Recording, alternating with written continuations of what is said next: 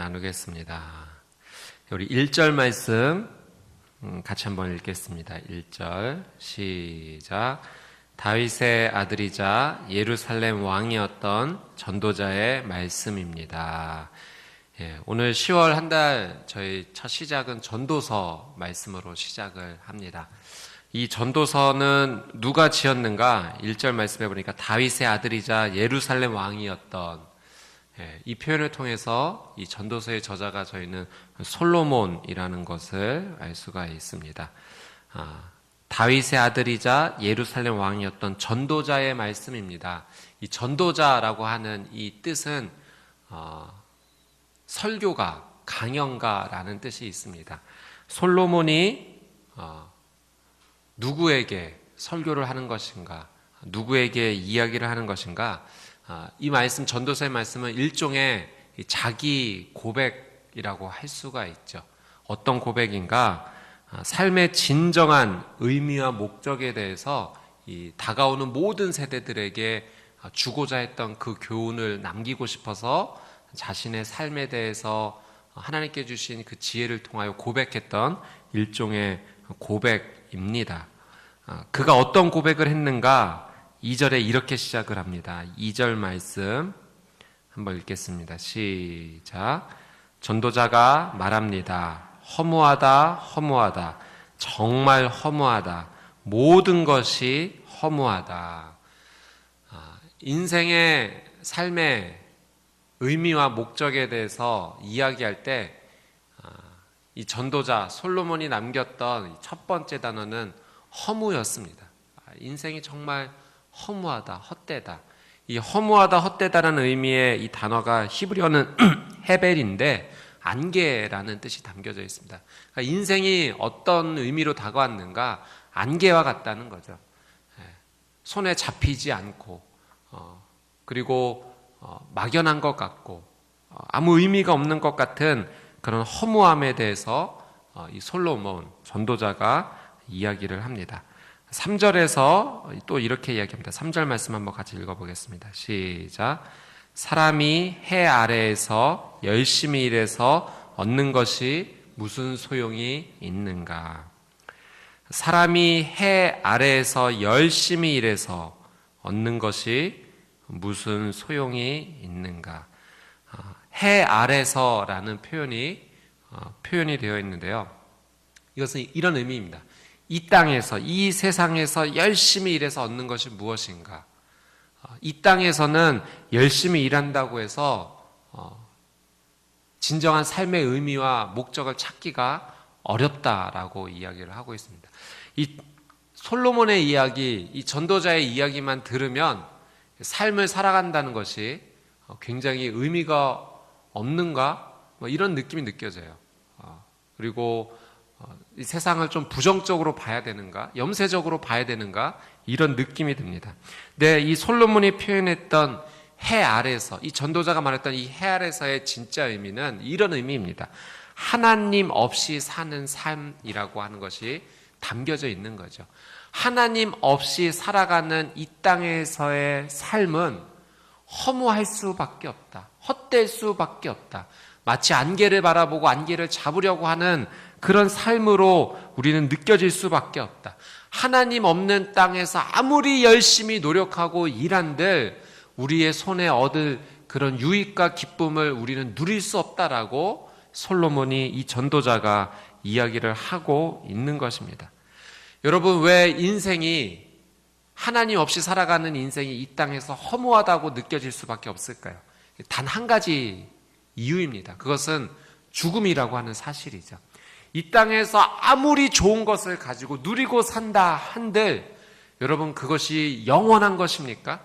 이 땅에서는 유한할 수밖에 없는 거예요. 한계가 있을 수밖에 없는 거예요. 죽음이라는 관문을 넘어서면 이 땅에서의 어떤 것도 우리는 가져갈 수가 없기 때문에 그렇습니다. 하나님 없는 삶에서 이 땅에서 아무리 좋은 것을 누린다 한들 그것은 죽음의 관문 앞에서는 모두 허무할 수밖에 없다라고 하는 사실이죠. 죽음이 인생을 헛된 것으로 만들어 버립니다. 그러나 하나님 안에서의 삶의 의미는 다르다는 거예요. 여러분, 오늘 이 말씀이 전도자가 세상을 바라보면서, 뒤에 말씀도 우리가 함께 나누겠지만, 모든 것이 유한하고 모든 것이 반복적이고 새로워질 수밖에 없는 삶 속에서 우리가 새로운 삶의 의미를 찾을 수 있는 길은 오직 한 가지밖에 없다. 그것은 하나님 안에서의 삶이다. 사랑하는 여러분, 축복합니다. 오늘 이 하루가 그냥 의미 없이 헛되게 지나가 버린 하루가 아니라 하나님 안에서 새로운 은혜를 맛보게 되는 놀라운 생명의 하루가 되시기를 주님의 이름으로 축복합니다. 이 하루뿐만 아니라 10월에 한 달이 그리하게 되기를 정말 진심으로 축복합니다. 저희는 오늘 10월의 첫날을 하나님 앞에 예배함으로 시작하고자 믿음으로 이 자리에 모였습니다. 그리고 이 10월의 첫날에 전도서의 말씀을 만났습니다. 하나님 없이 살아가는 삶은 아무런 의미가 없을 뿐입니다. 하나님께서 우리에게 주시는 삶의 의미가 무엇입니까? 그것은 영생이에요. 하나님께서 우리에게 주시는 선물은 영생이에요. 영생은 어떤 의미가 있습니까? 하나님께서 우리의 삶 가운데 개입해 주셔서 우리가 한계를 느낄 수밖에 없는 그 죽음을 이기게 해 주셨다라고 하는 사실이죠. 죽음을 죽음으로 끝나게 할 것이 아니라 생명으로 이어지게 하셨다라는 사실이에요. 그래서 여러분, 영생이라고 하는 것은 내가 이 땅에서의 죽고 그 다음부터 시작되는 생명, 그것만을 의미하는 것이 아니라 영생 그 자체가 오늘을 살아가는 우리에게 새로운 삶의 의미를 준다는 것입니다. 그래서 하나님을 믿는 크리스찬은, 영생을 소망하고 영생을 믿고 하나님 주신 은혜를 누리는 크리스찬은 오늘 이 하루를 새로운 하나님 주시는 의미 가운데 살아가는 것이죠. 가치 있게 살아가는 것이죠. 오늘 하나님 주시는 그 영생 안에서 새로운 의미와 가치 속에 기쁨을 다시 한번 찾게 되시기를 주님의 이름으로 축복합니다. 전도자 솔로몬이 계속해서 이 삶의 의미에 대해서 이야기를 합니다. 우리 4절 말씀을 한번 같이 읽어보겠습니다. 시작.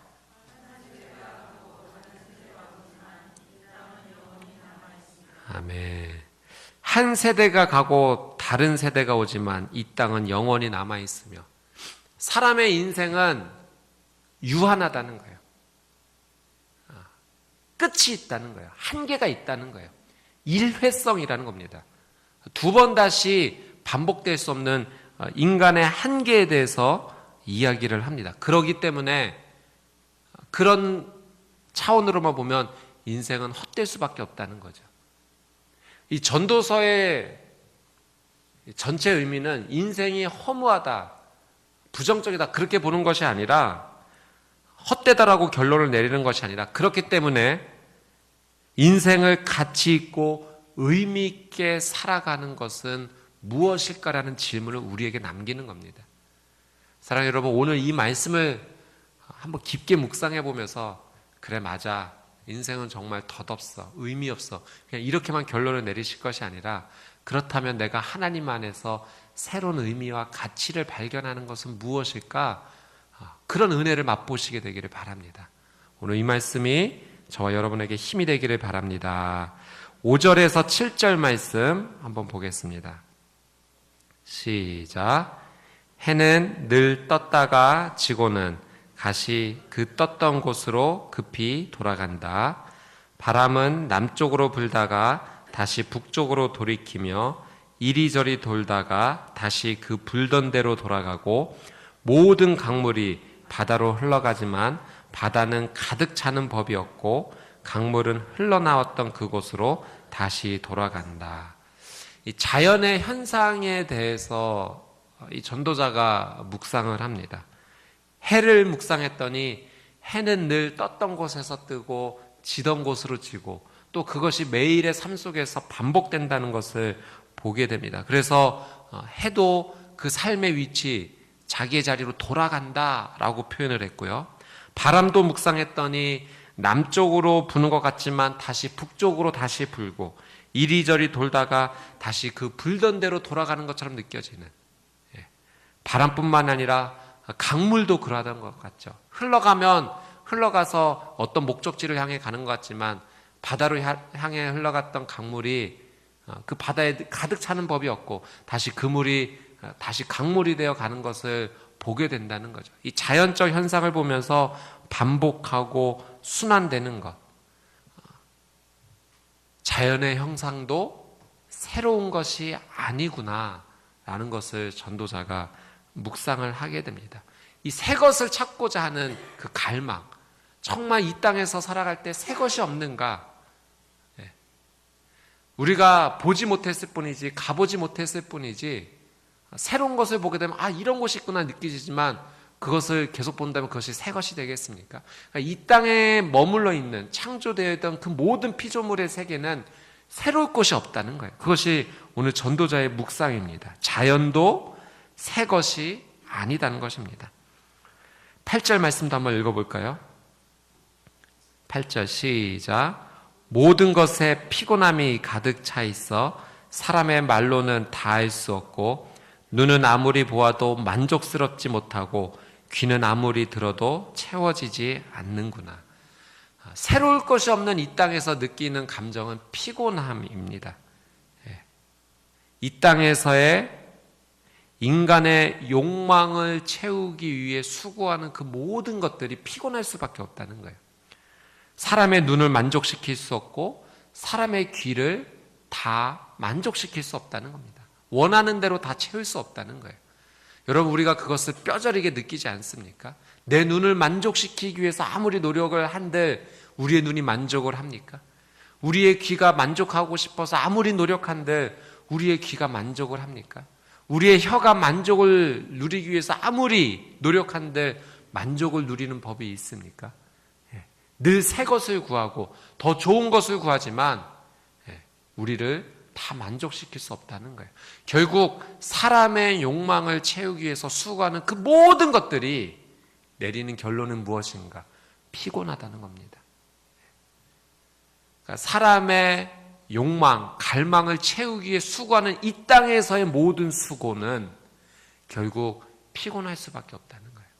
자연이 그 자리로 다시 돌아가고 반복되듯이 새로운 것은 없다.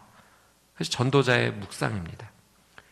여러분, 그래서 이 8절 말씀을 통해서 우리가 한번 깨닫고 하나님 앞에 기도할 것은 이 회개되는 기도 제목이 생깁니다.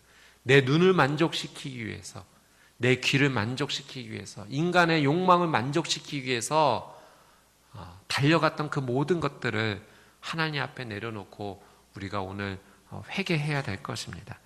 사랑하는 여러분, 축복합니다. 오늘 이 하루뿐만 아니라 10월의 이 한 달, 이 말씀으로 시작하는 우리의 삶 가운데 욕망을 위해 달려가고 우리의 만족을 위해 애쓰는 한 달이 아니라 정말 하나님 안에서 하나님께서 주시는 하나님 안에서의 새로운 삶의 의미와 가치를 발견하고 그것을 위해 나가는 삶이 되시기를 주님의 이름으로 축복합니다.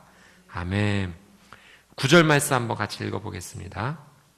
시작. 예전 것이나 지금 것이 똑같고 예전 일이나 지금 일이 다 똑같으니 해 아래 새로운 것이 없구나. 결국 같은 묵상이에요. 예전 것이나 지금 것이 똑같고 예전 일이나 지금 일이 다 똑같으니 오늘 이 하루가 지나면 새 것이 시작될 것 같지만 결국 어제나 오늘이나 인간의 땅에서 이 땅에서 인간의 욕망으로 살아가는 그 모든 것에는 새로울 게 없다는 거예요. 우리의 삶을 통해서도 느끼지만 이 자녀를 양육하면서도 참 이것을 느낍니다. 저희 아이가 이제 뭐 새로운 장난감이나 새로운 책을 이렇게 만나게 되면 그렇게 좋아할 수가 없어요. 근데 그 기쁨이 얼마나 갈까요? 오래 가지 못하는 것 같아요. 그것을 처음 만났을 때는 처음인 것처럼 새 것인 것처럼 너무너무 좋아하지만 하루가 지나면 거기에 더 이상 신경을 쓰지 않고 관심 밖으로 사라집니다. 더 좋은 것을 구하고 더 새로운 것을 찾으려 노력하지만 한계가 있을 수밖에 없다는 거예요. 우리의 눈과 귀와 우리의 마음을 만족시킬 것은 이 땅에 없다. 그래서 오늘 1장 말씀의 결론은 이것입니다. 이 땅에서 인간의 욕심을 채우기 위해 사는 것은 헛된 일이다. 그러니 그 헛된 일을 더 이상 추구하지 마라. 이 땅에서 욕심을 채우기 위해 살아가는 일은 피곤한 일이다. 일부러 그 피곤한 일에 우리의 에너지를 쓰지 말라는 거죠. 이 땅의 욕심을 채우기 위해 살아가는 것은 결국 죽음을 경험하면 아무런 의미 없는 일이다라는 것입니다. 10절에도 이렇게 이야기합니다. 10절 같이 한번 읽어보겠습니다. 10절 11절 시작. 그러니 보라 새 것이로다 라고 할 만한 것이 있겠는가? 그것은 이미 오래전부터 우리 시대 이전에도 있었던 것이다. 이전 세대의 일은 기억하지 못하고 이제 올 일도 한번 지나가면 그 이후에는 기억에서 사라지게 마련이다. 새로울 것이 전혀 없다는 거예요. 오늘 발견한 것이 정말 새 것인가? 그건 이미 이전에도 있었다는 이런 거예요. 그리고 인간의 기억의 한계성에 대해서 이야기합니다. 영원히 기억하지도 못할 그것에 매여 있는 것은 헛된 일을 살아가는 삶이다. 사랑하는 여러분, 그렇다면 우리는 어떻게 살아가야 할까요? 허무함을 느낄 수밖에 없는 이 땅에서 우리는 무엇을 향해 살아가야 할까요? 그것이 오늘 우리에게 이 말씀이 던져주는 질문입니다. 숙제예요. 하나님의 말씀이 우리에게 도전하는 것입니다. 사랑하는 여러분, 허무함은 왜 있는 것일까요? 헛된 것이라 느껴지는 이것은 왜 있는 것일까요? 여러분, 가만히 묵상해 보니 이 허무하게 느껴지는 이 마음도 하나님 주신 은혜라고 저는 생각이 됩니다. 왜냐하면 인간의 삶에서 고통이라는 것이 있을 수 있잖아요. 그런데 이 고통이 없다면 우리의 삶이 어떻게 되겠는가? 만약 우리의 삶에 통증이 없다면, 육신이 고통을 느끼지 못한다면 그것이 진짜 행복인가? 그렇지 않다는 거죠. 인간이 삶 속에서 고통과 통증을 느끼기 때문에 우리의 삶을 더 안전하게 보호하는 거죠. 칼에 베었는데도 베었는지 모르고 살아가면 아마 더 큰 상처와 상실을 우리는 경험할 것입니다. 그러나 고통과 통증이 있기 때문에 조심하는 거예요. 그래서 어떻게 보면 우리가 느끼는 이 고통과 통증은 하나님 주신 일종의 안정장치, 보호라고 생각할 수가 있습니다. 허무함도 마찬가지예요. 인간의 영혼이 느낄 수 있는 통증이 허무함이에요. 내 인생에 있어서 내 영혼에 대해서 허무함이 느껴졌다면 그것은 신호입니다. 어떤 신호? 하나님을 찾으라는 신호예요. 더 이상 이 땅에서의 새로운 소망은 있을 수 없다라는 것을 생각하게 하고 깨닫게 하는 것이 하나님께서 주시는 이 허무함의 감정인 거죠. 그런 이 허무함을 느낄 때 허무하다라고 해서 그냥 거기서 멈출 것이 아니라 하나님을 믿는 우리는 어떤 삶을 살아가야 되는가? 하나님을 향해 돌이키는 삶을 살아야 될 것입니다. 사랑하는 여러분, 요즘 여러분의 삶 속에서, 영혼의 삶 속에서 허무함이 느껴졌던 것이 있습니까? 허탈하게 느껴졌던 것이 있습니까? 헛된 것이라고 느껴졌던 것이 있습니까? 여러분, 그 분야에서 하나님께서는 하나님께로 돌이키기를 원하신다는 거죠. 사랑하는 여러분, 축복합니다. 내 삶에 허무함이 느껴지는 그 분야에서, 그 자리에서 하나님을 찾고 다시 한번 무릎 꿇는 저와 여러분의 삶이 되시기를 주님의 이름으로 축복합니다. 여러분, 하나님을 믿는 우리는요, 이 땅에서의 우리의 만족을 위해 살아가는 것이 아니라 저는 이렇게 살아가야 된다고 생각합니다. 사명을 가지고 살아가야 된다고 생각합니다. 그래서 오늘 우리가 붙잡고 기도할 것은, 하나님, 정말 그러네요. 이 전도자 솔로몬이 고백했듯이 이 땅에서 인간의 마음과 인간의 욕심을 채우게 살아가는 것은 주님, 새 것이 없고 만족시킬 수 없고 모든 것이 헛되다 느껴집니다. 주님, 이 땅에서의 만족을 채우기 위해 살아가는 인생이 아니라 하나님 주시는 사명으로 살게 해주십시오. 여러분, 하나님께서 우리의 삶 가운데 사명을 주신다는 것은요, 우리에게 미션을 주시는 거예요. 삶의 의미와 목적을 새롭게 해주시는 거예요. 가치를 주시는 거예요. 여러분, 신앙생활을 하면서 삶을 살아가면서 안타깝게 여겨지는 부분들이 있지 않습니까? 우리 교회가 좀 이런 게 준비되어 있었으면 좋겠는데, 우리의 순위 좀 이렇게 되었으면 좋겠는데, 내가 섬기는 부서가 좀 이렇게 되었으면 좋겠는데, 그런 게 눈에 보이잖아요. 모든 것이 다 만족되십니까? 할렐루야. 그것도 축복이에요. 그런데 삶 속에서 이것이 부족하다고 느껴질 때, 이것이 채워졌으면 좋겠다고 느껴지는 것이 하나님께서 우리에게 주시는 사명입니다. 그거는요, 모든 사람이 동일하게 느낄 수도 있지만 나 혼자 느낄 수도 있는 거예요. 왜? 그걸 위해 기도하라고 나에게 사명을 주시는 거예요. 그걸 위해 나를 사용하시겠다는 하나님의 신호입니다. 메시지예요. 그렇다면 오늘 우리는 그것을 붙잡고 기도해야 돼요. 하나님, 영혼을 살리는 삶이 되게 해주십시오. 교회를 살리는 삶이 되게 해주십시오. 가정을 살리는 삶이 되게 해주십시오. 하나님의 관점에서 바라보게 해주십시오. 내 가족을 바라볼 때, 자녀를 바라볼 때 하나님의 관점으로 바라보게 해주십시오. 인간의 관점으로 바라보고 세상의 관점으로 바라보아서 내 마음을 채우기 위해서 대상들을 바라보는 것이 아니라 하나님의 마음을 시원하게 해드리기 위한 사명자의 관점으로 바라보게 해 주십시오. 제가 2014년 2학기 들어서면서 여러분에게 계속해서 나누는 것은 예배에 대한 부흥, 예배에 대한 회복입니다. 그러니까 저희 예배가 죽어 있다고 해서 함께 기도하자는 것이 아니라 저희 예배가 살아있다고 저는 생각합니다. 그런데 더 하나님께 주시는 그 마음을 가지고 더 힘껏 나아가고 싶다라는 소망이죠. 그래서 같이 기도하고 싶은 거예요. 우리 교회 나오는 우리 차세대 아이들을 보면서 어떻게 하면 이 아이들을 더 영적으로 잘 성장시킬 수 있을까? 그 고민이 되는 거예요. 그래서 어제도 서울에 이제 회의가 있어서 가면서 일부러 차세대 본부를 또 찾아갔어요. 상의를 했어요. 방법이 없을까요? 어떻게 협력할 수 없을까요? 또 제가 오늘 평택 온누리교회 오기 전에 대학 청년 본부에 있었거든요. 또 이제 대학 청년 본부 교육자들 만나면서 또 이야기하며 상의했어요. 우리 평택에서 대학부 살릴 방법이 없을까? 평택대학교가 있잖아요. 저희 평택대학교 가서 한번 채플에 설교할 시간이 있었는데 그 영혼들을 바라보니까 기도의 제목이 생기는 거예요. 복음이 필요한 세대구나.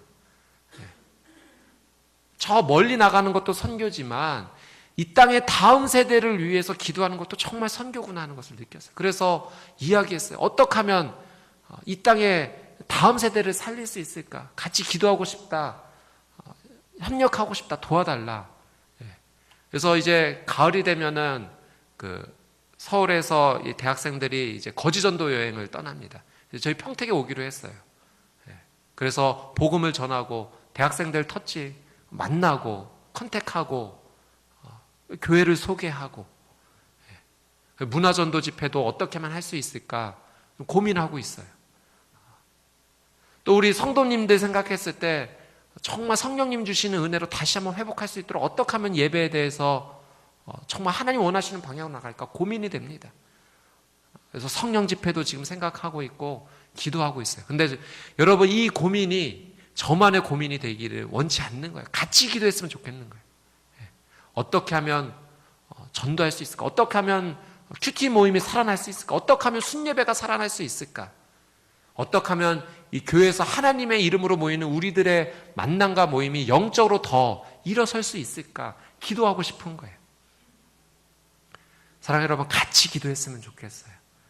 개인적인 삶 속에서 영적인 회복과 부흥을 위해서 우리가 하나님 주신 개인의 사명을 위해서도 함께 나아가고 또 공통적으로 이 평택 온누리교회 하나님께서 주시는 저를 통해 주셔서 여러분과 함께 기도 제목을 나누게 하시는 이 분야에 있어서 함께 기도했으면 좋겠어요. 그것이 우리의 사명이 되어야 되지 않겠습니까? 나는 만족하니까가 아니라 나는 만족하지만 나는 살아났지만 죽어있는 그 영혼들을 보면서 어떻게 하면 회복시킬 수 있을까? 그것이 우리의 기도의 제목이 되었으면 좋겠습니다. 사랑하는 여러분, 결국 우리는 하나님의 관점으로 바라보고 하나님의 마음에 순종해야 돼요. 그것이 내가 사는 길이고 우리의 가정에 사는 길이고 우리의 자녀가 사는 길이고 우리의 교회가 사는 길이고 그것이 곧 이 지역을 회복시키고 나라와 민족의 복음으로 일으키는 그 길이 아니겠습니까? 오늘 이 전도서 말씀으로 하나님께서 우리에게 10월 첫날을 보내게 하신 것은 사명으로 살라라고 다시 한번 하나님께서 우리에게 도전을 주시는 줄 믿습니다. 같이 구했으면 좋겠어요.